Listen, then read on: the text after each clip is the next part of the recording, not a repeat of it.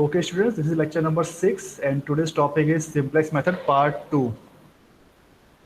Okay, कल हम लोगों ने एक क्वेश्चन लिया था सिंप्लेक्स का ऑफ केस मैक्सिमाइजेशन। आज फिर से हम लोग वही एक क्वेश्चन ले रहे हैं। उसमें क्या था, हमारे पास दो वेरिएबल थे, बट आज हम लोग लेंगे तो हमारे पास तीन वेरिएबल होंगे। ठीक है, तीन कंस्ट्रेंट होंगे, सॉरी, राइट। तो ये क्वेश्चन दिया हुआ है मेरे को। क्वेश्चन में कह रहा है maximise z is equal to 2x1 plus 5x2। Constraint दिए हुए हैं हमारे पास 2x1 plus 4x2 less than or equal to 24, 3x1 plus x2 less than 21, x1 plus x2 less than equal to 9, right. तो ये क्वेश्चन मेरे को दिया हुआ है, और ये जो है these are the non negativity restriction. जो लोग आज क्लास में फर्स्ट टाइम आ रहे होंगे उनको थोड़ा सा समझ में दिक्कत आएगी। ये हमारा जो एक फॉर्मेट है जिसको हम लोग बोलते हैं एलपीपी। तो ये जो हमारा ये वाला पार्ट है इसको बोलते हैं हम लोग ऑब्जेक्टिव फंक्शन। जो ये वाला पार्ट है इसको हम लोग बोलते हैं कंस्ट्रेंट या कंडीशन, जो हम लोगों ने फॉर्मुलेशन में सीखी थी। जैसे कोई मशीन है, उसकी कुछ लिमिटेशंस होंगी, कोई पर्टिकुलर आवर्स के लिए वो मशीन हमारे पास होती है अवेलेबल, तो वो हम लोग जो डिफाइन करते हैं उसको हम लोग बोलते हैं कंस्ट्रेंट या कंडीशंस, राइट। सर हाँ बेटा, सर बोलिए। आप शुरू से रिवाइज करा रहे हो नहीं, शुरू से नहीं, मैं जो जहाँ सिंपलेक्स से रिवाइज, आपने स्टार्ट किया था।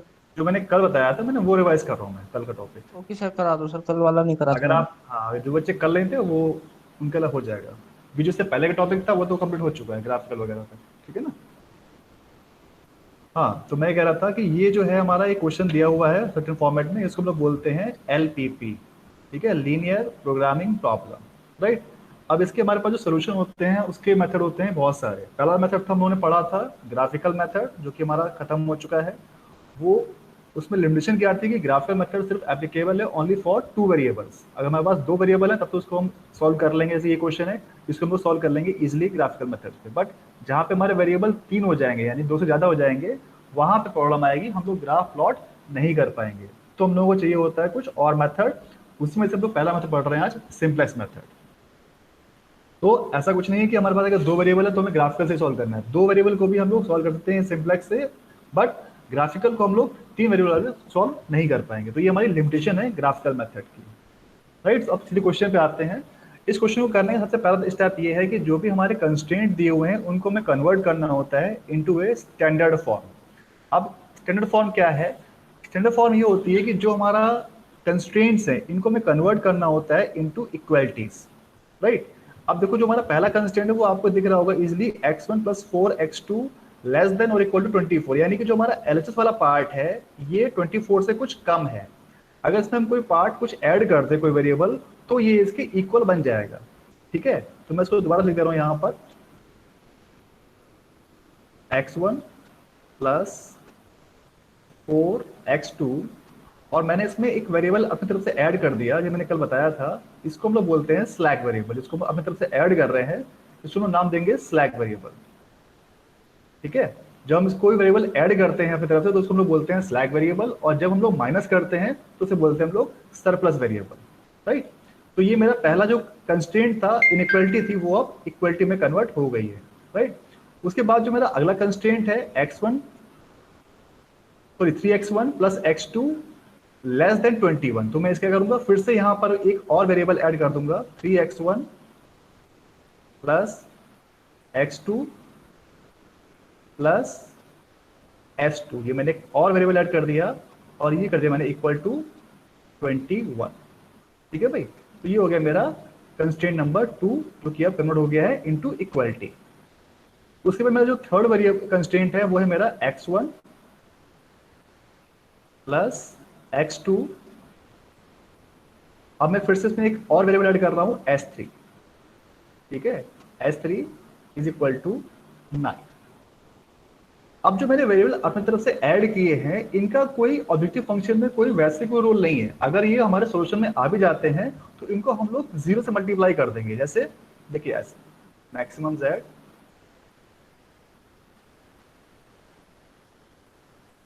इज इक्वल टू 2x1, ये हम लोग को दिया हुआ है 2x1 प्लस 5x2। अब जो वेरिएबल हमने अपनी तरफ से ऐड किए हैं उसको हम लोग लिखते हैं इस तरह से, 0 into s1 plus 0 into s2 plus 0 into s3, ठीक है। ये हमने जीरो से मल्टीप्लाई इसलिए किया है क्योंकि जो हमारा सोल्यूशन बनेगा उसमें अगर कोई बाई चांस की बात है कि S1 या S2 की कोई वैल्यू आ जाती है तो उससे सोल्यूशन में कोई फर्क नहीं पड़ेगा, इसलिए हम लोग उसको इस तरह से शो करते हैं 0S1 plus 0S2 plus 0S3। तो ये हो गया हमारा फंक्शन, ये हो गया हमारे कंस्ट्रेंट। अब जो हमारा लास्ट पॉइंट है नॉन नेगेटिविटी रेस्ट्रिक्शन, वो लिखना पड़ेगा हम लोग यहाँ पर x1 x2 S1 S2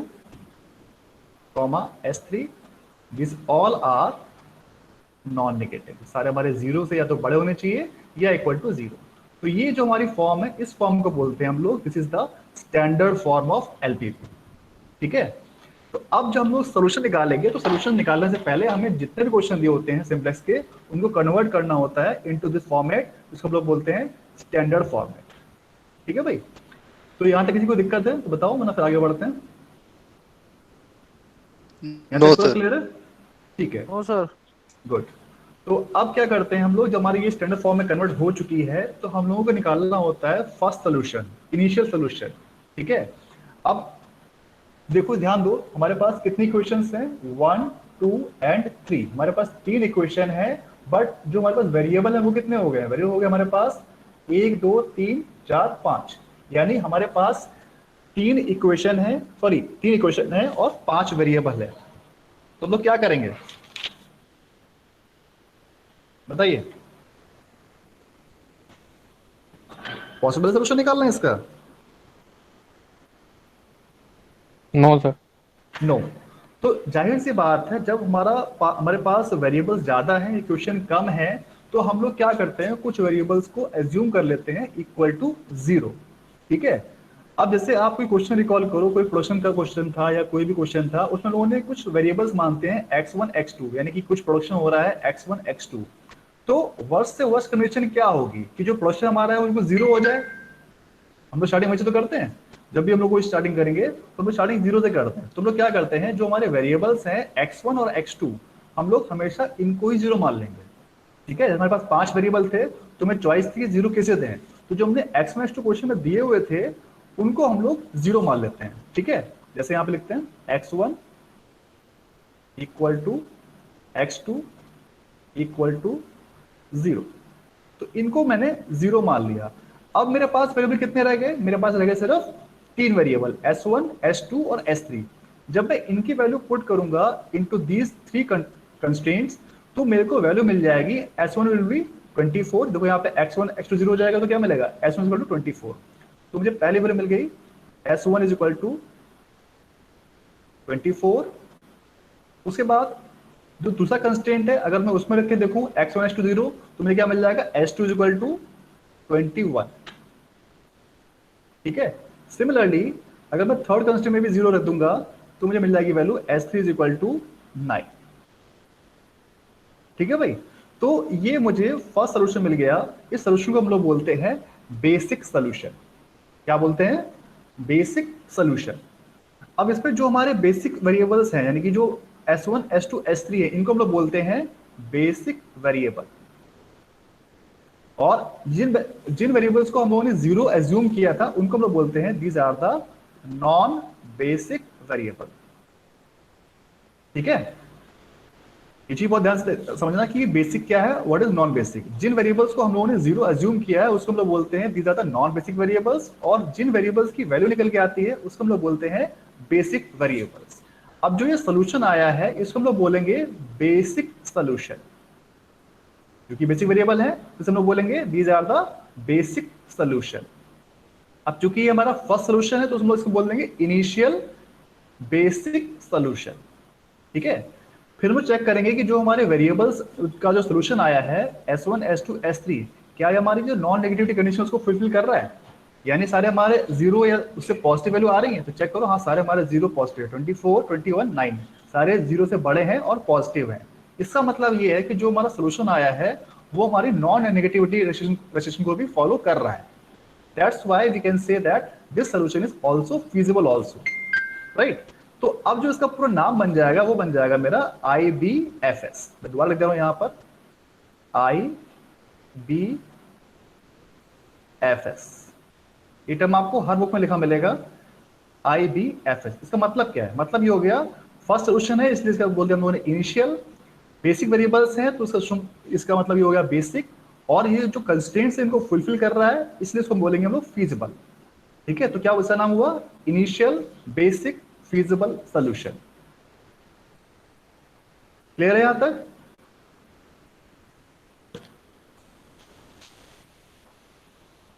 कोई दिक्कत है यहां तक? समझ में आ गया पूरा? बताओ भाई, रिस्पॉन्स करो भाई। सर आ तो गया सर, एक चीज है इसमें, हाँ पूछो पूछो, बिल्कुल। ये एनबीवी और बीवी सर बेसिक वेरिएबल, सर इसमें x1 x2 हमने जीरो मार दिए सर, ऐसा हमने हाँ, ऐसा हमें हर केस में करना है सर? जब भी क्वेश्चन को स्टार्ट करेंगे तो उनको जीरो मान लेंगे, क्योंकि जो हमने S1 S2 S3 को ऐड किया है, अगर हम इसे जीरो मान लेंगे तो जो हमारा क्वेश्चन है तो स्टार्ट कैसे होगा? क्योंकि कहीं भी क्वेश्चन आप स्टार्ट करते हो तो स्टार्टिंग पॉइंट तो हमें जीरो से लेते हो ना, कि जीरो से हमारा सोल्यूशन इंप्रूव हो जाएगा। आप ये देखो ना, सर ये नॉन बेसिक वेरिएबल्स कौन से हैं सर? नॉन बेसिक वेरिएबल्स वो हैं जो हमने जीरो एज्यूम किए हैं, x1 और x2, ये हो गया हमारे नॉन बेसिक वेरिएबल, ये हो गया हमारे नॉन बेसिक। ठीक है, और जो हमारे ये S1 S2 S3 हैं, ये हो जाएंगे हमारे बेसिक वेरिएबल। कल थे क्लास में आप? Okay sir. नहीं सर, कल नहीं था। चल कोई बात नहीं, मैंने इसलिए दोबारा पूरा अच्छे से रिपीट कर दिया ताकि कोई जो बच्चे नए आए उनको दिक्कत ना हो। तो नॉन बेसिक बेसिक आप क्लियर है आपको? क्लियर है। हाँ, तो जो हमारे बेसिक वेरिएबल्स की जो वैल्यू होती है उसको हम लोग बोलते हैं IBFS, यानी कि इनिशियल बेसिक फिजिबल सोल्यूशन। अब जो सोल्यूशन हमारे पास आ चुका है, इसी को मुझे रिप्रेजेंट करना होता है टेबल में, जिसको हम लोग बोलते हैं सिंप्लेक्स टेबल। ठीक है, और ये टेबल आपको हर क्वेश्चन में ड्रॉ करनी है, प्लॉट करनी होती है। तो उसका वो सर्टन फॉर्मेट है, वो देखते हैं इसके बाद। जो भी मैंने कुछ किया है वो देखो यहाँ पे इस तरह से आपको दिख जाएगा इजिली विजिबल। ये जो मेरा पहला स्टेप था वो मैंने किया है, ये सोल्यूशन मेरा आ चुका है। ठीक है, अब मेरे पास जब सोल्यूशन आ चुका है S1 24, S2 21, S3 9, तो इसको मुझे टेबल में करना है रिप्रेजेंट्स। वो टेबल देखो बनती है हमारी इस तरह से। ठीक है, यहाँ पे लिखा हुआ है इनिशियल बेसिक फीजिबल सोल्यूशन, इसका मतलब है IBFS। अब जो मेरा सोल्यूशन आया है इसको मुझे रिप्रेजेंट करना है यहाँ पर। याद करो, S1 हमारा क्या था, S2 और S3, यानी तीन हमारे थे ये बेसिक वेरिएबल्स। बस ये ध्यान रखना आप। तो इसके बाद थोड़ा सा समझते हैं टेबल में है क्या। जो हमारा ये वाला कॉलम है इसको हम लोग बोलते हैं बेसिक वेरिएबल्स, यानी कि जो भी हमारे बेसिक वेरिएबल्स होते हैं वो आते हैं इस कॉलम के अंडर में। ठीक, अब उसके बाद जो हमारे बेसिक वेरिएबल्स जो हमारे इस कॉलम में आए हैं उनका कोफिशिएंट क्या है इनटू द ऑब्जेक्टिव फंक्शन। देखो हम लोगों ने ऐड किया था ना 0S1 0S2 0S3, तो जो उनके कोफिशिएंट क्या है 0 0 और 0, तो वो मेरे 0 यहाँ पे मैंने पुट कर दिया। इसको बोलते हैं हम लोग कोफिशिएंट ऑफ बेसिक वेरिएबल। तो S1 का भी 0 है, S2 का भी 0 है और S3 का भी 0 है। राइट, यहाँ तो कोई दिक्कत नहीं। उसके बाद जो अगला टर्म है वो है हमारा CJ। CJ मतलब क्या है, जो हमारा ऑब्जेक्टिव फंक्शन है उसमें कोफिशिएंट्स क्या है वेरिएबल्स के, यानी कि जो हमारा देखो फंक्शन ये है, x1 कोफिशिएंट क्या है 2, x2 कोफिशिएंट क्या है 5, s1 कोफिशिएंट क्या है 0, s2 कोफिशिएंट क्या है 0 और s3 कोफिशिएंट क्या है 0। यानी वो मैंने एज इट इज यहाँ पे कॉपी कर दिए, जो कि हमारे ऑब्जेक्टिव फंक्शन के वेरिएबल्स के कोफिशिएंट थे। ठीक, इतनी बात समझ में आ गई? उसके बाद जो मेरे कंस्ट्रेंट थे उनके मुझे कोफिशिएंट यहाँ पे कॉपी करने हैं एज इट इज यहाँ पे। जो मेरा फर्स्ट कंस्ट्रेंट है देखो यहाँ पे क्या लिखा हुआ है x1 4x2 S1 is equal to 24। तो इसको मैं लिख सकता हूँ इस तरह से भी, जैसे वहां पे S2 और S3 नहीं आ रहा है। तो अगर आपको समझने में दिक्कत ना हो, मैंने कल लिख के दिखाया था, मैं इसको लिख दूंगा यहाँ पे 0S2 प्लस 0S3, ताकि मुझे समझ में आ जाए कि मुझे यहाँ पे 0 लिखना है। ठीक है, तो देखो फर्स्ट कंस्ट्रेंट क्या है मेरा x1 प्लस 4x2, यानी कि x1 कोफिशिएंट कितना हो गया मेरा 1, तो मैं लिख दूंगा यहाँ पे 1, ये हो गया मेरा 1। उसके बाद जो x2 है कोफिशिएंट क्या है उसका 4, तो मैं लिख दूंगा यहाँ पर 4। S1 कोफिशिएंट क्या है 1। अब चूंकि देखो S2 और S3 यहाँ पर नहीं आ रहा है, तो मैं क्या करूंगा यहाँ पे ले दूंगा 0 लिख दूंगा उसका कोफिशिएंट इस तरह से। उसके बाद जो मेरा RHS का पार्ट है, यानी कि ये वाला पार्ट है, यहाँ पे क्या लिखा हुआ है 24, तो मैं 24 लिख दूंगा यहाँ पर। ठीक है भाई, बस मुझे सारे कंस्ट्रेंट को कॉपी करके यहाँ पे टेबल पे उतारना है एज इट इज। फिर अगला कंस्ट्रेंट क्या है मेरे पास 3x1 x2 S2 is equal to 21, तो यानी कि x1 नीचे लिखूंगा मैं 3, x2 नीचे लिखूंगा 1, और चूंकि देखो यहाँ पर S1 नहीं है तो मैं क्या करूंगा यहाँ पे लिखूंगा S1 नीचे 0 लिख दूंगा। S2 यहाँ पर है तो इसे लिख दूंगा मैं 1 यहाँ पर। उसके बाद S3 में नहीं है तो यानी कि S3 नीचे लिखूंगा मैं 0। ठीक है भाई। अब इसके बाद जो आरएचएस वाला पार्ट है वहां क्या लिखा हुआ, वहां लिखा हुआ 21, तो 21 लिख दूंगा यहाँ पर मैं, ये हो जाएगा मेरा 21। ठीक। सिमिलरली जो मेरा थर्ड कंस्ट्रेंट था उसको मैं कॉपी करूंगा इस तरह से, x1 x2 plus s3 equal to 9। तो यहाँ पे x1 कोएफिशिएंट हो जाएगा 1, x2 का 1, s1 नहीं है तो 0, और s2 नहीं है तो 0, और मेरा s3 यहाँ पे है तो उसका मैं लिखूंगा 1, और जो आरएचएस वाला पार्ट है वहां पे क्या लिखा हुआ है 9, तो मैं लिखूंगा यहाँ पे 9।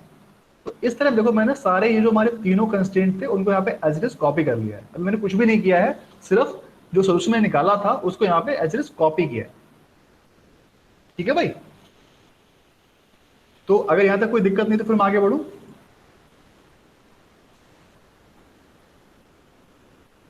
बताइए भाई, कोई दिक्कत है यहां तक? No sir. No sir. चलिए गुड। तो अब इतना हम लोगों ने क्वेश्चन कॉपी कर लिया है। अब मेरा जो अगला स्टेप है वो यहाँ पे जो लिखा हुआ है जेड जे, मुझे जेड जे फाइंड आउट करना है। अभी जेड जे क्या है? जेड जे बेसिकली क्या है, जो मेरे कोफिशिएंट ऑफ बेसिक वेरिएबल है, यानी कि ये वाले कॉलम्स को मैं बाकी सारे कॉलम्स के एलिमेंट से मल्टीप्लाई करूंगा इस तरह से। देखिए 0 into 1 plus 0 into 3 plus 0 into 1, क्या हो जाएगा ये बताइए? 0 0। 0, क्योंकि हमारे यहाँ पे सारे जीरो, तो जीरो का मल्टीप्लिकेशन 0 ही हो जाएगा। ठीक है। सिमिलरली अगर मैं जब अगले कॉलम से करूंगा 0 into 4 plus 0 into 1 plus 0 into 1, कितना हो जाएगा सर 0 हो गया अभी। ये भी 0 हो जाएगा। यानी कि फर्स्ट टाइम में आपके सारी वैल्यू 0 ही आती है, आप बाय डिफॉल्ट 0 ले सकते हो बड़े आराम से। रीजन क्या है? क्योंकि यहाँ पे मेरे सारे 0 हैं, मुझे ऐसे ही हर कॉलम के करस्पॉन्डिंग एलिमेंट्स का मल्टीप्लिकेशन करके उनका समेशन लिखना होता है यहाँ पर। तो ये हो गया मेरा Z J. Z J clear है। उसके बाद मेरा अगला स्टेप है, we have to find out C J minus Z J. अभी सी जे क्या है? सी जे मैंने आपको बताया था कि जो हमारे कोफिशिएंट्स होते हैं इनटू द ऑब्जेक्टिव फंक्शन, उनके कोफिशिएंट लिखे हैं यहाँ पे 2 5 0 0 0, इनका अब मुझे डिफरेंस लेना है, यानी कि 2 माइनस 0, 5 माइनस 0, 0 माइनस 0, और 0 माइनस 0, और ये 0 माइनस 0। ये हो गया हमारा सी जे, ये हो गया मेरा जेड जे। यानी कि सी जे माइनस जेड जे क्या हो जाएगा यहाँ पे? 2 माइनस 0 2, और 5 माइनस 0 ये हो जाएगा 5, 0 माइनस 0 0, और 0 माइनस 0 ये भी 0। इतना स्टेप मैंने कर लिया, ये मेरा हो गया स्टेप 1। कोई दिक्कत यहां तक? No sir. समझ में आ रहा है? चलिए, अब इतना करने के बाद मैं यहाँ पे थोड़ा सा स्टॉप लूंगा, और जो मेरा सी जे माइनस जेड जे इसको मैं चेक करना है। क्यों चेक करने का रीजन ये है कि कल मैंने बताया था कि जब हमारे क्वेश्चन होते हैं उसमें एक ऑप्टिमलिटी कंडीशन होती है, वो मुझे चेक करनी होती है हर इटरेशन के बाद। जैसे मेरा ये फर्स्ट चल रहा है इटरेशन, मैं हर इटरेशन के एंड में चेक करूंगा कि सी जे माइनस जेड जे की वैल्यू क्या आ रही है। तो वो कंडीशन देख लेते हैं पहले एक बार। ये कल क्वेश्चन कराया था मैंने। वो कंडीशन है ये, दो केस है। पहला केस ये है कि अगर हमारा जो ऑब्जेक्टिव फंक्शन है वो मिनिमम टाइप का है, तो जो सी जे माइनस जेड जे है उसकी सारी वैल्यू होनी चाहिए पॉजिटिव या 0। ठीक है। दूसरा केस क्या है कि अगर हमारा जो ऑब्जेक्टिव फंक्शन है मैक्सिमाइज टाइप का है, तो C J minus Z J should be negative और 0। ठीक है। सिर्फ दो केस ध्यान रखना। अगर हमारा मिनिमम टाइप का फंक्शन है तो जितने हमारे सी जे माइनस जेड जे हैं या तो वो पॉजिटिव हो या फिर 0 हो।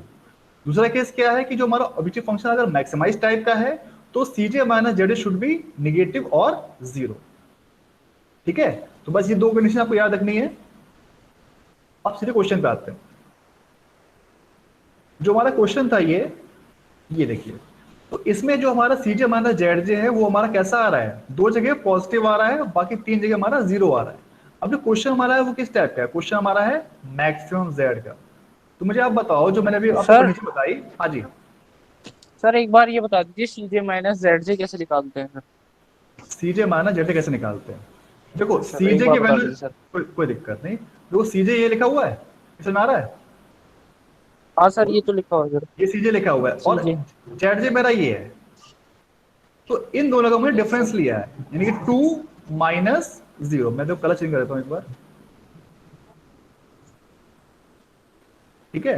तो मैंने क्या करा है, 2 माइनस 0, कितना हो जाएगा 2, उसके ये बाद 2 माइनस 0 है 2 5 माइनस 0, ये हो जाएगा 5, उसके बाद 0 माइनस 0, ये हो जाएगा 0, 0 हाँ सर। माइनस 0, 0, इस तरह निकालते हैं सी माइनस जेड। Okay sir. ठीक है, अभी जब अगली बार यस करेंगे सर। तो और अच्छे से क्लियर हो जाएगा, क्योंकि यहाँ पे सारे 0 0 आ रही हैं तो आपको समझ नहीं आ रहा है डिफरेंस क्या आ रहा है, लेकिन निकालते ऐसे ही है। तो कोई दिक्कत नहीं यहाँ तक? क्लियर है सब sir. Very yes good. Sir clear है। तो उसके बाद फिर क्या करते हैं, जब हमारा ये सीधे थे क्योंकि सारे नेगेटिव आने चाहिए थे एज पर द कंडीशन, क्योंकि फंक्शन हमारा था मैक्सिमम जेड का। यहाँ पे क्या आ रहा है, यहाँ पे हमारी वैल्यू आ रही है 2 पॉजिटिव, यानी कि हमारे या तो 0 होती या नेगेटिव होती, तो हम बोल देते हैं कि दिस सोल्यूशन है ऑप्टिमल सोल्यूशन। बट चूंकि यहाँ पे हमारा पॉजिटिव आ रहा है, इसका मतलब ये है कि this solution can be improved, यानी जो हमारी वैल्यू आ रही है वो अभी और हमारा इम्प्रूव हो जाएगा। तो उसके लिए हम लोगों को एक स्टेप और करना होता है कि हम लोगों को चूज करना होता है व्हाट इज अवर की कॉलम एंड की रो। तो जो हमारी सीजे माइनस जेड जी जो मोस्ट पॉजिटिव वैल्यू है वो हम चूज कर लेते हैं। जैसे हमारे पास 2 और 5, मोस्ट पॉजिटिव क्या हो जाएगा 5, यानी कि 5 को हम लोग चूज कर लेंगे एज ए एलिमेंट, और उसके जो करस्पॉन्डिंग कॉलम है ये वाला कॉलम, ये कॉलम बन जाएगा मेरा की कॉलम। तो फिर से रिपीट कर रहा हूं, जो हमारी सीजे माइनस जेड जे में मोस्ट पॉजिटिव वैल्यू होगी हम लोग वो लेंगे, और उसके करस्पॉन्डिंग जो कॉलम होगा वो हो जाएगा मेरा की कॉलम। तो की कॉलम का पर्पस क्या है, की कॉलम का पर्पस ये है कि जो मेरे वेरिएबल्स थे यहाँ पे S1 S2 S3, वो बेसिस छोड़ में के जाएगा कोई एक वेरिएबल, उसकी जगह मेरा जो x2 वेरिएबल है वो यहाँ बेसिस में एंटर होगा। ठीक है, इसका सिर्फ पर्पस ये है, यानी की कॉलम का पर्पस हमें समझ में आ गया कि इससे मुझे मालूम पड़ गया कि x2 वेरिएबल जो है मेरा बेसिस में कहीं पे एंटर होने वाला है, और S1 S2 S3 इनमें से किसी एक की जगह लेगा। अब ये कौन सा वेरिएबल जाएगा, इसके लिए जो यहाँ पे थीटा लिखा हुआ है हम लोग इसको यूज करेंगे। थीटा को बोलते हैं हम लोग मिनिमम रेशियो बोलते हैं। क्या बोलते हैं, मिनिमम रेशियो। अब ये रेशियो निकालते कैसे हैं, मिनिमम रेशियो में निकालते इस तरह से हैं कि जो हमारी आरएचएस वाली वैल्यू है उसके जो एलिमेंट्स हैं उनको हम लोग डिवाइड करेंगे करस्पॉन्डिंगली जो हमारे की कॉलम के एलिमेंट्स, यानी कि जो हमारा की कॉलम था ये x2 वाला, और जो हमारा ये आरएचएस के कॉलम है इनके एलिमेंट्स को हम डिवाइड करके देखेंगे, यानी कि 24 डिवाइड बाय 4 कितना आ जाएगा भाई, 24 डिवाइड बाय 4, बोलो भाई, ये आ जाएगा मेरे पास 6। उसके बाद फिर से निकालेंगे 21 डिवाइड बाय 1, कितना हो जाएगा ये 21 डिवाइड बाय 1, ये हो जाएगा मेरे पास 21। फिर उसके बाद है लास्ट में 9 डिवाइड बाय 1, ये हो जाएगा 9 divide by 1 is equal to 1। तो मुझे ये बताओ 6, 21 और 9 इनमें सबसे छोटी वैल्यू क्या है, सर 6। 6 है, जाहिर सी बात है। तो यानी कि ये जो मेरा 6 के करस्पॉन्डिंग जो रो है इसको बोल दूंगा मैं दिस इज द की रो। पहले मैंने कहा था की कॉलम, अब निकाल लिया मैंने की रो। तो की कॉलम से मुझे क्या मालूम पड़ा था कि जो मेरा x2 था वो एंटर होगा। अब जो मेरी की रो है उससे मुझे समझ में आ गया कि जो S1 वेरिएबल है वो इस बेसिस को छोड़ के जाएगा, उसकी जगह मेरा x2 वेरिएबल यहाँ पे एंटर हो जाएगा। ठीक है, इस पूरे प्रोसेस का ये निष्कर्ष है। की कॉलम से मुझे मालूम पड़ा कि मेरा x2 वेरिएबल आएगा, और जो की रो है उससे मुझे मालूम पड़ा कि मेरा जो S1 वेरिएबल है वो बेसिस छोड़ के जाएगा और उसकी जगह x2 मेरा वेरिएबल आ जाएगा। ठीक है, आगे बढ़े। Yes sir. चलिए, तो इतना करने के बाद मुझे फिर से एक टेबल दोबारा से ड्रॉ करनी है, फिर से ब्लैंक में ड्रॉ करूंगा, और यहां पर जो S1 आ रहा है इसकी जगह मैं ड्रॉ लिखूंगा यहां पर x2। ठीक है, बाकी S3 रहेंगे, S2 S3 आ जाएगा, बस यहाँ पे S1 की जगह मेरा आ जाएगा यहाँ पर x2 वेरिएबल। देखिए इस तरह से, ये मैंने करके दिखाया था आपको, जो भी मैंने कैलकुलेशन कर रखी है यहाँ। ठीक है, तो देखो यहाँ पहले जो S1 था उसकी जगह मैंने यहाँ पे लिख दिया है अब x2।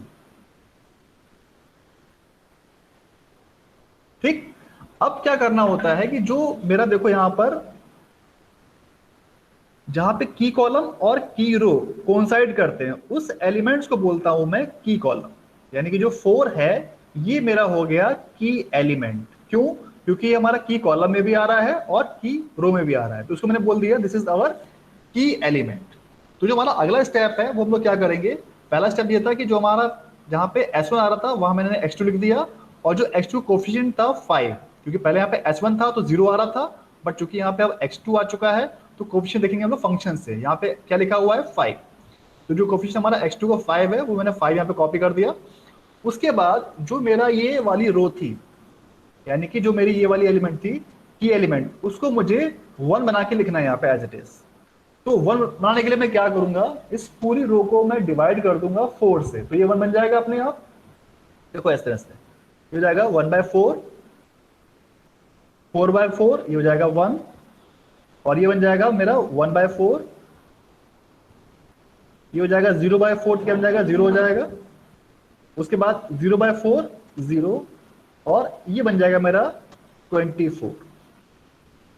ठीक है, अब आप में से कोई बच्चा ये पूछ सकता है कि सर ये हम 1 क्यों बना रहे हैं, 1 बनाने का लॉजिक क्या है? ये क्वेश्चन जवाब आया आपके?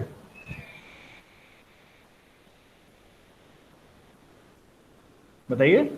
सर ये आया कि जो ये 4 कोई जहाँ पे 4 लिख रहा है इसको ही 1 बनाना जरूरी है क्या सर? इसको ही 1 बनाना जरूरी है, क्यों? क्योंकि इसके करस्पॉन्डिंग जो हमारा एलिमेंट्स था वही तो हमारा बेसिस में आया है। सर जो हमारा सॉल्यूशन निकलेगा वो इसी के रेस्पेक्ट में निकलेगा ना?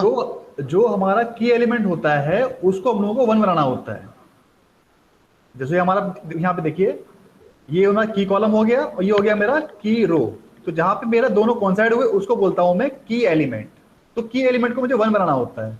अब 1 क्यों बनाता हूं उसका रीजन क्या है, यहाँ पे देखो, जब मेरा ये फर्स्ट इटरेशन था, यहाँ पे मेरे S1 S2 S3 आ रहे थे, तो जो S1 S2 S3 थे वो एक आइडेंटिटी मैट्रिक्स बना रहे थे। ठीक है, आइडेंटिटी मैट्रिक्स क्या होती है कि जो उसके डायरेक्ट एलिमेंट्स हैं वो 1 होते हैं, उसके आसपास जितने होते हैं ऊपर नीचे वो सारे होते हैं 0। इसे बोलता हूं मैं आइडेंटिटी मैट्रिक्स।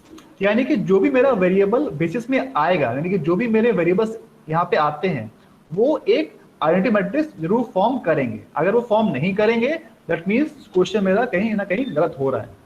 इसलिए मैं क्या करूंगा, जो मेरा की एलिमेंट है यानी कि जो X2 मेरा यहाँ पे आ रहा है, तो X2 करस्पॉन्डिंग जो ये वाली की एलिमेंट है इसको मुझे बनाना होगा 1, और जो इसके नीचे के एलिमेंट्स है इनको बनाऊंगा मैं 0।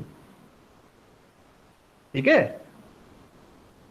क्यों बनाना है ये मैंने आपको बता दिया, क्योंकि जो मुझे आइडेंटिटी मैट्रिक्स बनानी है इसके लिए जरूरी कंडीशन ये होती है कि जो एक एलिमेंट 1 रहे और उसके ऊपर नीचे के एलिमेंट्स होने चाहिए 0। ये एक रिक्वायर्ड कंडीशन है to make an identity matrix. आप क्लियर है भाई? सर वो डायगोनल में होनी चाहिए ना 1, तो वो 4 तो डायगोनल में नहीं आएगा सर। अरे बेटा ऐसे अभी तो मैट्रिक्स तुम्हारी चेंज होगी ना। देखो अभी तुम्हारे पास यहाँ पे क्या लिखा हुआ है, S1 S2 S3 लिखा हुआ है, वही तुम्हारे S1 S2 यहाँ पे लिखे हुए, तुम्हें एक मैट्रिक्स आराम से विजुअल हो रही है, यहाँ पे दिख रही है मैट्रिक्स ये। यस सर, ये तो हो रही है। अगली बार जब बनाओगे तो यहाँ पे हमारा X2 S2 और S3 है, तो इसको भी मुझे जो वेरिएबल हमारे तीनों हैं इनकी भी मुझे बनानी पड़ेगी मैट्रिक्स एक हिसाब से। अभी क्वेश्चन करो तो आपको दिखेगा, मतलब दिखेगा, मैं अभी क्वेश्चन करूँ तो आपको दिख जाएगा। ओके सर, फिर से कह दे रहा हूँ मैं यहाँ पे, डिवाइड बाय 1/4, ये बन जाएगा 4, ये हो जाएगा 4/4 1, ये हो जाएगा 1/4, और ये हो जाएगा 0, और ये हो जाएगा 0, और 24/4 ये बन जाएगा मेरा 6। तो अब मैंने क्या बोला आपसे कि जो मेरे पास करस्पॉन्डिंगली जो की कॉलम था उसके नीचे मुझे 0 करना है, यानी कि अब जो मेरी नई रो बन गई है इसको मैं नाम देता हूं R1। ठीक है, और जो ये दो रो है R2 और ये R3, यानी कि एक ये वाली और एक ये वाली। अब मैं क्या करूंगा, जो नई रो बनी है मेरी R1, इस R1 की हेल्प से मुझे इसके नीचे यहाँ पे 0 बनाना है। तो आपको विजिबल इजिली हो रहा होगा कि अगर मैं इस R1 को इस R2 और R3 से माइनस कर दूं, क्योंकि यहाँ पे 1 है, तो इसके करस्पॉन्डिंग देखो यहाँ पे 1 - 1 0 हो जाएगा, और यहाँ भी 1 - 1 0 हो जाएगा। ठीक है, तो मैं सिंपली माइनस कर दूं तो आराम से यहाँ पे मेरा 0 बन जाएगा, क्योंकि मेरा एम क्या है, मुझे इस एलिमेंट के नीचे यहाँ पे 0 लेके आना है। ठीक है भाई, बट जब भी हम लोग डिफरेंस लेंगे तो मेरे ध्यान ये रखना है कि जब भी मैं माइनस करूंगा R2 - R1 या R3 - R1, तो जो मेरा ये B वाला कॉलम है यहाँ पे कभी भी कोई भी टर्म निगेटिव नहीं आना चाहिए। इसलिए मैं लिखूंगा यहाँ पर R2 - R1। ठीक है, देखो यहाँ पे कैसे कर रहा हूं मैं। अब जो R2 का एलिमेंट है, R2 से मैं माइनस कर दूंगा R1 को, यानी कि 3 माइनस 1/4 कितना हो जाएगा बताओ भाई? 3 माइनस 1/4 बताओ भी कितना आएगा?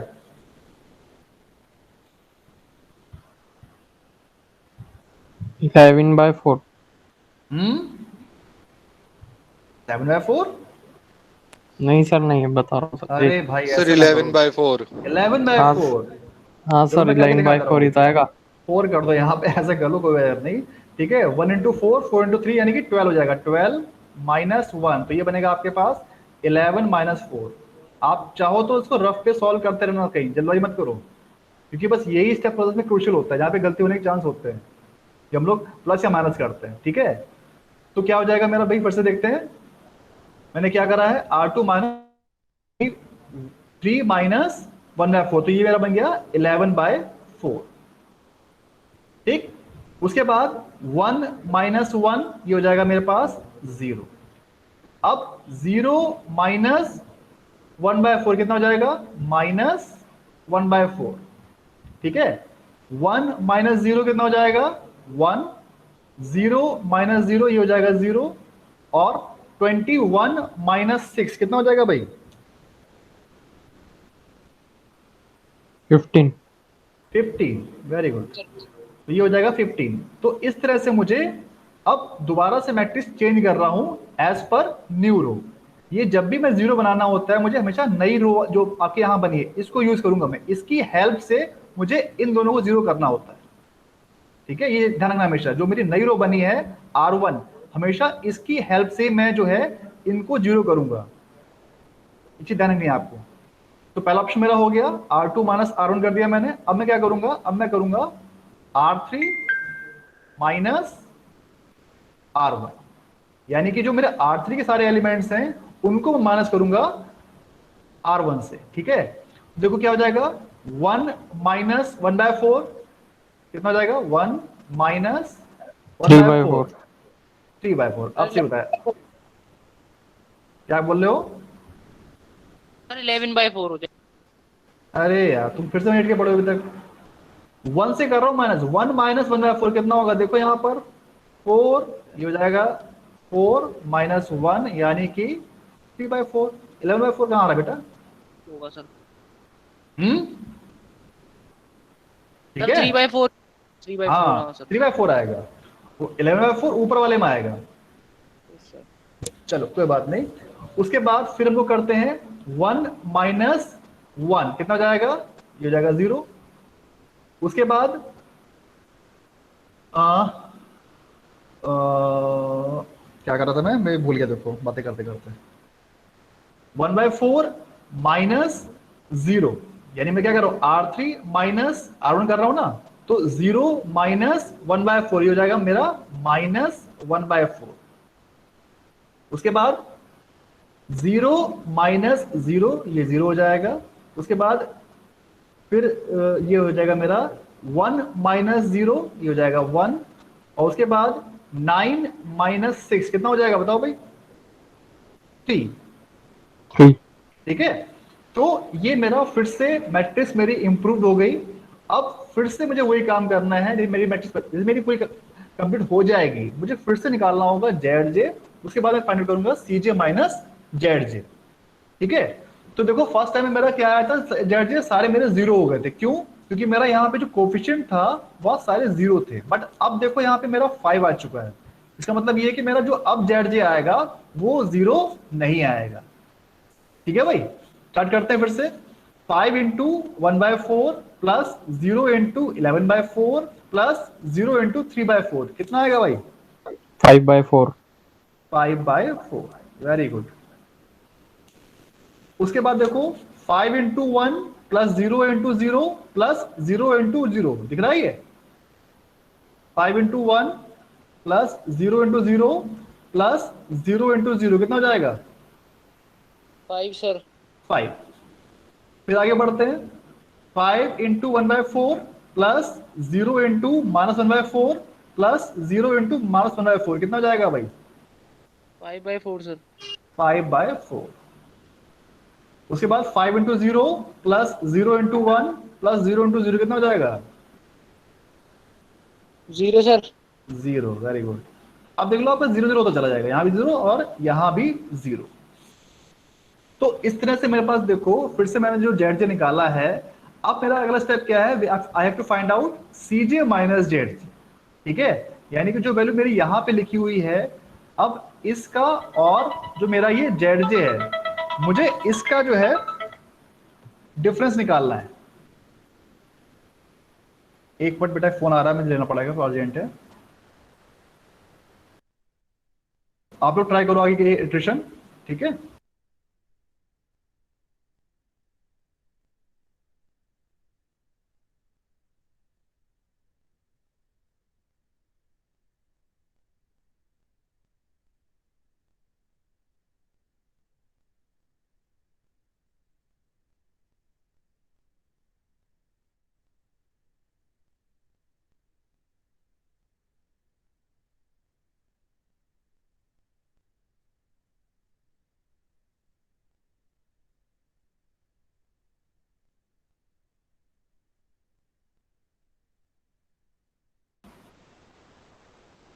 हाँ जी।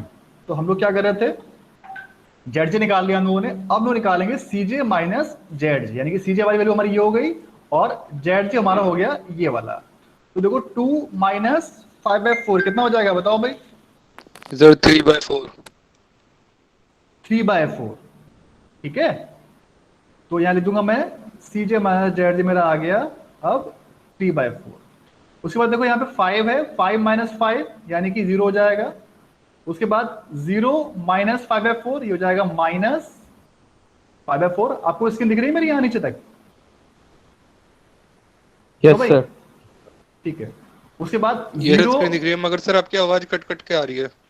आवाज कट के फिर से मैं देखता हूँ आ रही है। Yes sir. हाँ, तो अब मेरा यहाँ पे हो चुका था, फिर 0 माइनस 0 ये हो जाएगा 0। उसके बाद फिर 0 माइनस 0 तो यहाँ पे हो जाएगा 0।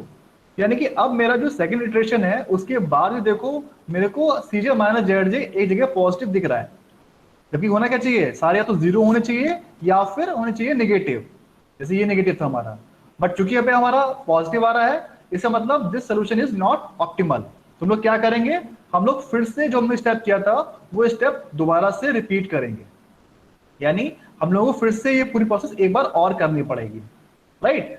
तो अब चूंकि हमारे पास सिर्फ एक ही वैल्यू पॉजिटिव आई है तो हम लोग इसी को चूज कर लेंगे, ये बन जाएगा हमारा की कॉलम। राइट? क्योंकि एक ही वैल्यू पॉजिटिव है तो एक ही हमारा कोई मतलब चॉइस हमारे पास है ही नहीं, तो we have to find out key column. तो की कॉलम हमारा क्या बन जाएगा? की कॉलम बन गया मेरा ये वाला जो हमारा इसके अंदर हमारा है, ये रहा मेरा x1 हो गया भाई। x1 इज की कॉलम, यानी कि मुझे अब समझ में आ गया कि x1 जो है मेरा बेसिस में एंटर होगा, यानी कि वो x2 s2 या s3 की जगह पे आएगा। अब कहां पे आएगा इसके लिए मैं निकालना होता है मिनिमम रेशियो। निकालते हैं भाई।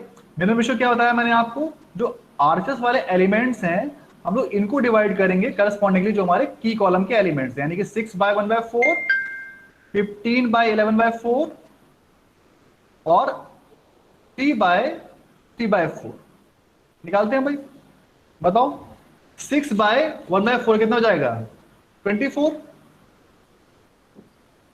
ठीक है, मैंने क्या बोला? 6 डिवाइड बाय 1/4, तो ये 4 को चला जाएगा, कितना हो जाएगा? 24 आ गया यहाँ पे। उसके बाद 15 डिवाइड बाय 11/4 ये कितना हो जाएगा? 15 टू 4 यानी कि 60/11, 60/11। ठीक है, फिर उसके बाद क्या है? 3 डिवाइड बाय 3/4, तो ये मैं सिंपल बन जाएगा, 3 कट जाएगा, यहाँ पे क्या आ जाएगा? सिंपली आपका आ जाएगा 4। ठीक है, और अगर मैं बात करूं इसकी तो ये मेरा अप्रोक्सीमेट बन जाएगा 5.5 समथिंग बनेगा कुछ। तो अब मुझे बताओ जो हमारे तीन वैल्यू आ गई 24, 5.5 और 4, इसमें सबसे छोटी वैल्यू क्या है? 4 sir. Sir 4। Which is the smallest value. तो यानी कि मेरी मुझे मालूम पड़ गया कि 4 मेरी सबसे छोटी वैल्यू है, यानी कि जो 4 के करस्पॉन्डिंग रो है ये बन जाएगी मेरी की रो। तो ये बन गया मेरा की रो। अब मैंने क्या बताया था आपको, जैसे मेरे पास की रो आ जाएगी तो मैं समझ में आ गया कि की रो के करस्पॉन्डिंग जो एलिमेंट है यानी कि S3, ये मेरा वेरिएबल विशेष को छोड़ के जाएगा और इसकी जगह x1 यहां पर आ जाएगा। ठीक है, यानी कि की कॉलम और की रो का रोल क्या हुआ, we have to find out कौन सा वेरिएबल बेसिस में आने वाला है और कौन सा वेरिएबल बेसिस छोड़ के जाएगा। इसी बीच जहां पे मेरे की रो और की कॉलम कोइंसाइड हुए यानी कि 3/4, ये बन गया मेरा की एलिमेंट। क्या बन गया ये बन गया मेरा की एलिमेंट। तो फिर से वही काम करना है मुझे, फिर से एक टेबल ड्रॉ करनी है। एक टेबल ड्रॉ करूंगा मैं फटाफट एज इट इज, या इसी के नीचे हम लोग ड्रॉ करते चले आते हैं, एक के नीचे एक, कोई दिक्कत वाली बात नहीं है, बट प्रॉपर तरीके से ड्रॉ करनी है ताकि हमारे सारे एलिमेंट्स उसमें आ जाए इक्वली। तो आगे बढ़ता हूं मैं, ये जो मैंने इटरेशन किया अभी वो लिख रखा है यहाँ पे एज इट इज। अब मेरे पास जो सेकंड इटरेशन था वो मैंने यहाँ पे लिख रखा है। अब हम लोग जा रहे हैं टूवर्ड्स थर्ड इटरेशन। ठीक है, तो थर्ड मैंने देख लिया था कि मेरे पास जो वेरिएबल था x1 वो एंटर हो चुका है बेसिस में, देखो यहाँ पर लिखा हुआ है मैंने यहाँ पर, ये मेरा x1 आ चुका है और जो सा कोएफिशिएंट था इनटू द ऑब्जेक्टिव फंक्शन वो क्या है 2, तो मैंने यहाँ पे 2 कॉपी कर लिया। ठीक है, तो मेरे पास अब यहाँ पर x1 आ चुका है। अब जो x1 के करस्पॉन्डिंग मेरे रो की वैल्यूज थी मुझे वहां पे लिखनी है इनको 1 में कन्वर्ट करके, यानी कि जो मेरा की एलिमेंट्स था मुझे इसको अब 1 बनाना है। तो मुझे बताओ भाई इसको 1 करने के लिए क्या करूं मैं, बताइए। हम लोग 2 स्टेप में कर चुके हैं, अब थर्ड बताइए मुझे, आप लोग बताइए कैसे करूं मैं इसको, बताओ।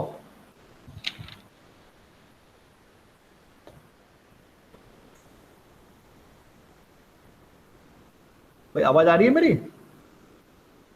यस सर, आ रही है। Yes sir. बताओ भाई कैसे करेंगे इसको, 1 कैसे बनाऊं मैं 3/4 को?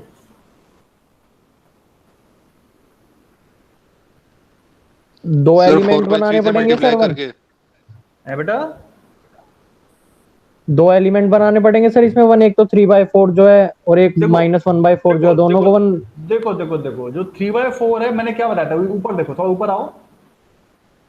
हमारे पास पहले जब 4 था तो मैंने सिर्फ 4 को 1 किया था, और जो 4 के जो नीचे वाले एलिमेंट्स थे दिख रहा है इसको मैंने 1 किया था, और जो नीचे वाले थे इनको मुझे 0 करना था। तो 0 तो बात की बात है, पहले मुझे इसको 1 करना था। मैंने क्या किया, इस पूरे को मैंने 4 से डिवाइड कर दिया था।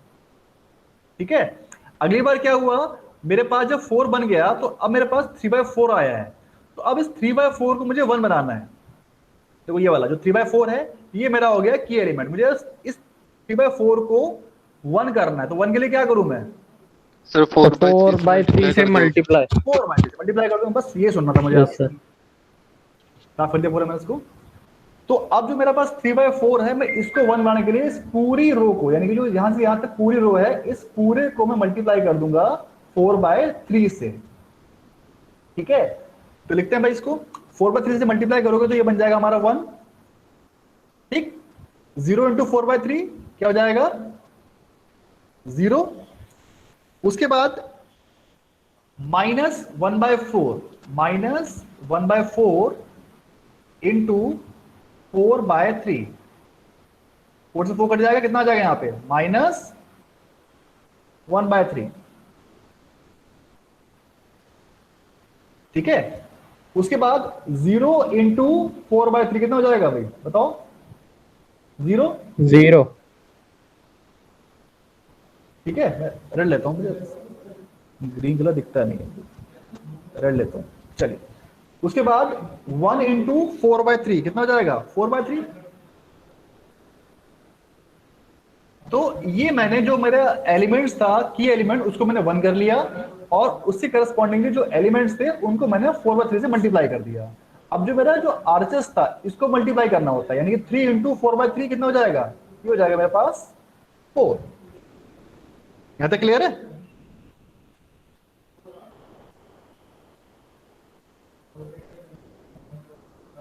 यहां तक क्लियर है भाई? Yes sir. Yes sir. चलिए, तो अब आगे बढ़ते हैं। अब अगला स्टेप क्या है, अगला स्टेप बहुत सिंपल है। मुझे अब क्या करना है, जो मेरे एलिमेंट्स हैं यहाँ पर 1 के ऊपर, यानी कि 3/4 के जो ऊपर थे 1/4 और 11/4, मुझे इनको करना है अब 0 करना है। करना कैसे है, जो मेरी ये नई रो बनी है इसकी हेल्प से, यानी कि जो मेरी नई रो है ये R1, मुझे इसकी हेल्प से अब इन दोनों को जीरो करना है, यानी कि इसे मैं नाम लेता हूं यहाँ पे R2 और इसे बोल देता हूं मैं R3। ठीक है भाई।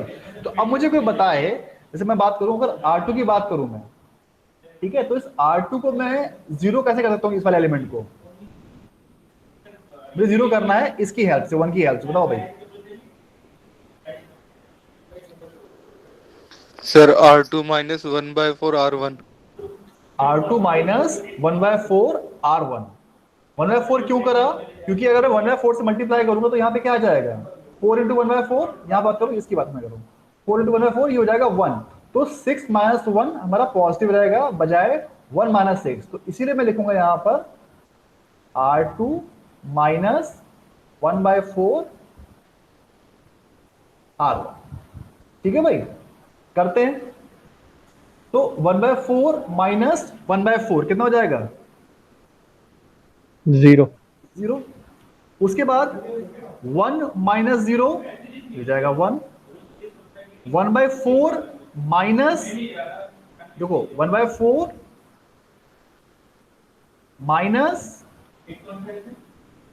1/3 इंटू 1/4, यानी कि माइनस 1/4 इंटू 1/3, जो कितना हो जाएगा 1/12। तो माइनस माइनस का प्लस, यानी कि 1/4 प्लस 1/12। बताओ कितना हो जाएगा ये 1, यानी कि 4/12। ये आपको रफ पे करना होता है, यानी कि 1/3। ठीक है, तो ये आ जाएगा मेरे पास 1/3। समझा मैं कैसे कर रहा हूं मैं। Yes sir. उसके बाद 0 माइनस 0 माइनस 0 कितना हो जाएगा ये 0। उसके बाद 0 माइनस 4/3 इंटू 1/4 कितना हो जाएगा ये माइनस 1/3। 1/3। अब समझ में कैसे कर रहा हूं, अगर आप मुझवानी नहीं कर पा रहे हो तो आपको यहां पे इस तरह से एक साइड में स्पेस लेके कैलकुलेट करके देखना है कि किस तरह से वैल्यू आ रही है। ये थोड़ा सा क्रूशियल वाला पार्ट होता है, इसमें गलती नहीं होनी चाहिए।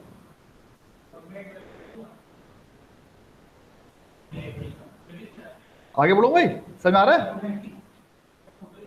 तो ऐसे ही मैं क्या करूंगा, अब जो मेरा अगली वाली रो है, यानी कि अब 11/4 को मुझे जीरो करना है इसकी हेल्प से, 1 की हेल्प से। तो मैं क्या करूंगा, इस R1 को मल्टीप्लाई करूंगा बाय 11/4, यानी कि 11/4 इंटू R1। अब बस मुझे ये बताओ R3 में से माइनस करूंगा या इसमें R3 को माइनस करूंगा, मुझे बस खाली ये बताओ। R3 में से सर। R3 में से इसको माइनस करूंगा। Very good. बस ये ध्यान रखना है आपको, हमेशा कभी भी यहाँ पे नेगेटिव नहीं आना चाहिए। और यहाँ पे रह गया, यहाँ पे क्या आ जाएगा, यहाँ आ जाएगा मेरा 5। ठीक है, 6 माइनस 1 कितना जाएगा 5। ऐसे ही अब मैं जब इसको माइनस करूंगा तो फटाफट जब आप लोग बताते रहो कि यहाँ पे क्या आएगा, 11/4 माइनस 1 इंटू 11/4 कितना जाएगा 0 जाएगा, यहाँ पर हो जाएगा 0। उसके बाद 0 इंटू कुछ मल्टीप्लाई करो 0 तो क्या हो जाएगा, यहाँ पे 0 आ जाएगा। उसके बाद माइनस 1/4 इंटू 11/4 इंटू 1/3, बताइए कितनी वैल्यू आएगी यहाँ पे, बताओ भाई।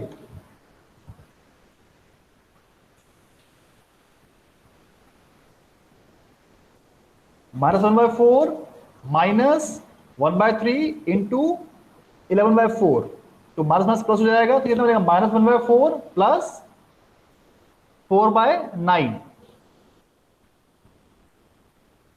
ये आपका आएगा 2/3। ठीक है, फिर 1 माइनस 0 ये हो जाएगा 1।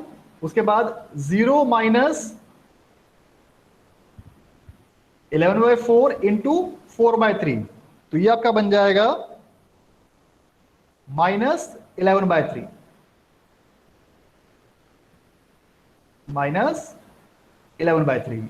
और यहाँ पे क्या आ जाएगा 15 माइनस 11/4 इंटू 4, यानी कि 4 से 4 कट जाएगा, बन जाएगा 11। तो 15 माइनस 11 कितना आ जाएगा बेटा, ये आ जाएगा मेरे पास यहाँ पर 4। ठीक है, यस तो करो भाई। Yes sir. हाँ, तो इतना करने के बाद अब मुझे फिर से वही निकालना होगा जेड माइनस सॉरी जेड उसके बाद सी जे माइनस जेड। तो पहला स्टेप क्या है, जेड निकालेंगे हम लोग, यानी कि 5 into 0 plus 0 into 0 plus 2 into 1, तो क्या आ जाएगा यहाँ पर 2। उसके बाद फिर से करते हैं 5 into 1 plus 0 into 0 plus 2 into 0, तो क्या आ जाएगा यहाँ पे 5 आ जाएगा। फिर इसके बाद क्या आ जाएगा यहाँ पर देखो 5 into 1/3 plus 0 into 2/3 minus 2 into 1/3। तो यहाँ पे सॉल्व कर लो उसको, ये आपको आ जाएगी वैल्यू यहाँ पे 1 आ जाएगी। सिंप्लीफाई कर लो उसको आप। फिर 5 into 0 plus 0 into 1 plus 2 into 0, तो यहाँ पे क्या आ जाएगा, ये आ जाएगा आपका 0। फिर उसके बाद यहाँ पे क्या करेगा आपका 5 into minus 11/3 plus 0 into minus 11/3 plus 0 into 4/3। Solve कर लो, ये वैल्यू आपकी आएगी 1। मैंने कर रखा है इसलिए मुझे याद है, आप लोग ट्राई करना। उसके बाद जो मेरा अगला स्टेप क्या है, मेरे पास जेड आ चुका है। अब मुझे निकालना है फिर से वही सी जे माइनस जेड, यानी कि जो मेरे सी जे वाले एलिमेंट्स हैं इनको मुझे माइनस करना है इस जेड से। ठीक है भाई, तो 2 माइनस 2 0, 5 माइनस 5 0 और 0 माइनस 1 ये हो जाएगा मेरे पास -1 और 0 माइनस 0 कोई दिक्कत नहीं 0 और 0 माइनस 1 ये हो जाएगा मेरे पास -1। तो अब आप चेक करो इस इटरेशन के बाद मेरे पास सारे सीजे माइनस जेड या तो 0 आ रहे हैं या फिर निगेटिव आ रहे हैं। तो इसका मतलब क्या है, यानी कि जो मेरी ऑप्टिमलिटी कंडीशन है वो मुझे मिल गई। ठीक है, ठीक है भाई, समझ में आ गया। सर एक चीज पूछनी थी सर। हाँ पूछो। सर जो कंडीशन सर वेरीफाई होती है ये तीसरे आइट्रेशन में होती है क्या सर जाके? नहीं नहीं, ऐसा कोई रूल नहीं है। कई बार को फर्स्ट में हो जाए, सेकंड में हो, थर्ड में हो, फोर्थ में, ऐसा कोई रूल नहीं है। जो और कल सर मैंने क्वेश्चन जैसे किया था वो सेकंड में हो गया था। सर जैसे अगर अभी भी ये वेरीफाई नहीं होती कंडीशन तो अब हमारे आरएचएस में सर दो वैल्यू सेम आ रही हैं, तो फिर सर की उससे एलिमेंट कैसे उससे निकालते? उससे कोई दिक्कत नहीं है, आरएचएस से तो कोई मतलब ही नहीं है। सर हम की लोग एलिमेंट कैसे निकालते फिर? की एलिमेंट तब निकालते जब हमारे ये सीजे माइनस जेड पॉजिटिव ना होता। हाँ और सर सॉरी मतलब पॉजिटिव अगर होता। ऐसी कंडीशन अगर होती और हमारे आरएचएस में वैल्यू सेम आ रही है फिर की वैल्यू कैसे निकालते हम, की एलिमेंट जो होती है? जब हमारी सेम होती है, यस सर। वो मैं आपको बताऊंगा अभी, उसके ऊपर परेशान ना हो, बताऊंगा अभी। वो केस अभी आगे आता है, वो टाई होता है, उसे हम लोग डिजेनेसी बोलते हैं। ठीक है, वो ओके मैं सर। कराऊंगा अभी आगे, वो अगला केस है। तो अभी ओके आप ये समझो कि यहाँ पे जो हमारा सीजे वाला जेड था सारा पॉजिटिव ना होके निगेटिव या 0 आ गया है। दैट मींस जो कंडीशन थी वो फुलफिल हो गई हमारी ऑप्टिमिलिटी की। यानी कि जो हमारा सोल्यूशन इस समय आएगा वो क्या आ जाएगा, यहाँ पे देखो x2 आगे लिखा हुआ है 5 और यहाँ पे लिखा हुआ है x1 के आगे लिखा हुआ है 4। तो यही मेरा हो जाएगा सोल्यूशन। भले यहाँ पे h2 की वैल्यू देखो यहाँ पे 4 आ गई, ठीक है ना, देखो इस तरह से यहाँ पे देखो। तो मेरा जो सोल्यूशन बनेगा वो बनेगा x1 = 4 और x2 = 5। अब h2 की वैल्यू यहाँ पे भले ही 4 आ जाए, बट जो हमारा फंक्शन था वो क्या था, हमने क्या करा था फंक्शन में, किया था ये रहा 2x1 + 5x2 + 0 × h2। अब चाहे h2 की वैल्यू कुछ भी आए वो हमारे सोल्यूशन को चेंज नहीं कर पाएगी। यानी जो हमारा सोल्यूशन है उसको कौन चेंज करेगा, सिर्फ x1 और h2। तो वही देखो यहाँ पर जो हमारा लास्ट केस था उसमें क्या हुआ, सारे हमारे सीजे माइनस जेड सारे नेगेटिव हो गए, यानी कंडीशन मिल गई। और उसमें जो वेरिएबल्स की वैल्यू है वो हो जाएगा हमारा ऑप्टिमल आंसर, यानी कि x2 = 5 और x1 = 4। तो इनको जब लोग फंक्शन में रख के देखेंगे तो जो वैल्यू निकल के आएगी वो हमारी निकल के आएगी 33, यानी कि this is the optimum value of this LPP. बस ये आप लास्ट में लिख दोगे, this is the final answer. ठीक है भाई,